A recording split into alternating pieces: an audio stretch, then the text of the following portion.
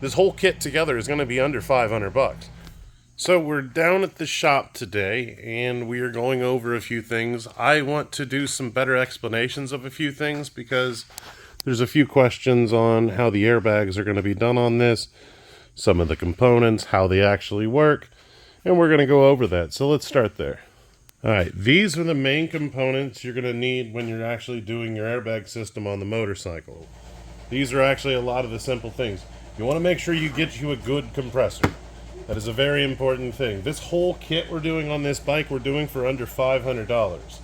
This was the majority of the cost. You want to put your money into a good compressor because that is your air tank. Everything on the other side of this check valve is air tank. So we're actually going to move the check valve over to the compressor side, but everything in there is air tank. So everything in the shocks, everything in the lines, and this. So let me explain what all these components are. Like I just said, that's the compressor. This right here is your kick out.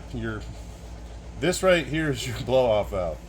So basically you go from your compressor, you fill in, you got your check valve right here. This goes into your system. And now I can go tee out. So this goes on here. This is your check valve system right here. So air comes through, hits the check valve, can't go back to the compressor, right? Cannot go back to the compressor, only has this side. So you tee off over to these guys. Now, so when you want to go up, you air in, it goes in, it lets your bags air up. When you want to air down, this is what lets it go down. That's all controlled right here. You have an on and off for your compressors because it might take 10-15 seconds for this to give these enough air to get you up, because these are only going to get up to about 5-10 psi. So you can turn that back off, because we're actually thinking about turning that to a momentary switch. This is your down, so you just psh, psh, let you down right there. Everything is simple. This right here is another check valve because I was debating on which one I want to use. But it's literally that simple. There's a couple relays involved. You have one relay. That'll go to ground, of course. You have a relay that you run this through. This only pulls 18 amps, so you can run a regular relay. This will only pull about 3 amps, so you can run a regular relay. So you run into one of these. One of those is your ground. That's it. 2 relays, 1 switch, 2 shocks, and a compressor. That's the entire system. You don't have to run a tank with the system if you run a good enough compressor. That's the big problem. A lot of people think, oh, I need to run a tank on there. I need to run extra things. You don't need to run extra things. That's just extra things you don't need. If you run a badass compressor, this only pulls 18 amps, so it's barely going to pull the battery down. If it kicks on quick, it doesn't have to run that long. So you got to think about it in terms of, you know, bigger, faster. So if it just hits and goes, so we don't want to put a compressor on that's going to be bigger than what the bike can handle, but we want to get as big as we can, and that's why we opted to get this. A lot of people will take apart the compressors. People used to air up tires, like the ones you plug into your cigarette lighter. Those will work, yes, but then you're also sitting there waiting for your bike to air up.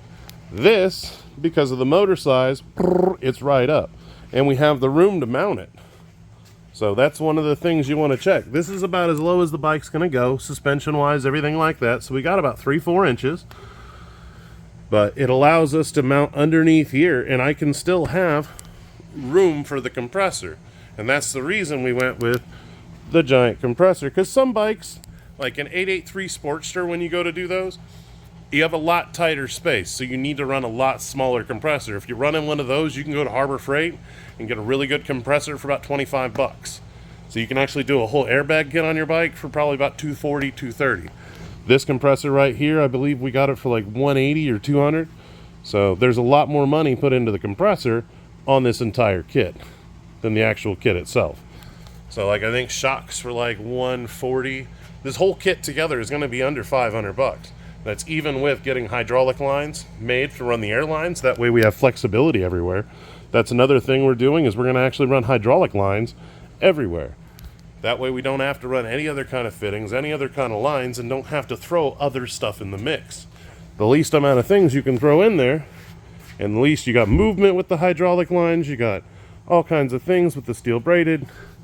I'm hoping they have a steel braided option, because we'll probably go with that, but we'll find out. But yeah, that's what we got going on in the kit. I really just wanted to explain it to you guys. I've seen a lot of questions and comments in the thing. There's some shorts coming out that do a little explanation also. But I'd like to make this readily available for people to understand that it's really cheap and easy. A lot of these older bikes get put down because they start riding funky and stuff like that. And you can airbag them for cheap, and now you've got a cool looking, cool riding, nice functioning motorcycle. And you can do all the things yourself. It's really that simple. I'll be showing you how we adjust the eyes on there here soon. I've been having hip trouble because the weather's been flipping on me. So we've been having a little roughing it. But, yeah. So, yeah, let me finish doing what I was doing. I really just wanted to explain that to you. I saw it in all the comments, and I was like, you know what? That's what we'll talk about today. Well, we got a few things figured out that we were working on. I was working on this rear suspension back here in my hand. I ended up pulling my own stitches out, but that's a whole nother story. I took them out myself. I don't go back to the doctor, but I was having trouble holding this up because my thumb's still hurting, so we're giving it a break for the moment, but we're ready to draw out our bracket and get some other stuff figured out and get the system actually kind of get it put in. So that's what I'm working on at the current. And hopefully we'll get the bracket made, get some riv nuts in it. I don't know if we'll get the riv nuts now or later, but we'll get the bracket at least made, and then I can start working the rest of the system. So, because once I get the bracket made, I can hold it up with zips or other shit. But we're going to run back to the bus. So let's talk over there for a second. I got a few things I want to talk about just for the hell of it, because I really like talking to you guys and myself. So I'll see you guys over there. I wanted to talk to you about getting back up after you fall. If some of you guys saw last week on some of my videos, you noticed that I went through a depression streak and I had some PTSD and some anxiety and stuff like that. Part of the thing that helps me get through that is to keep working and to keep pushing forward and to keep just doing more. You know, instead of stopping where I lock up, I just literally keep working and kind of keep pushing through it. And it's hard to do. It's not the easiest. I mean, that's just one of the ways I get through it, and that's one of the things I'm trying to learn. But I know that one of the ways I get through it very much so is through God. You know, through prayer and through focus and paying attention to the man upstairs and what he's putting on my heart and just kind of giving it all up to him when it happens, because I hit my lowest moments. Anytime I have pain or anxiety, I actually use that to pray. I use that as a reminder to pray. Saul, you know, who's Paul in the Bible, he used to thank God for the migraines, and it was one of those things that always bothered me, made me always think about it. And he used to thank him for it because it was so great that he had a reminder.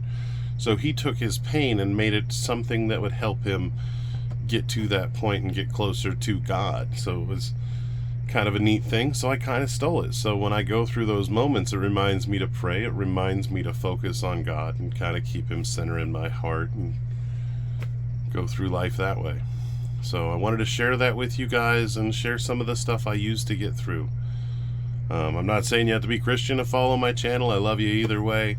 I just want to share the things that help me along my journey, and I love you guys, and I really want to, you know, I don't know. I love you. I really love you. So I will see you guys tomorrow. So, bye.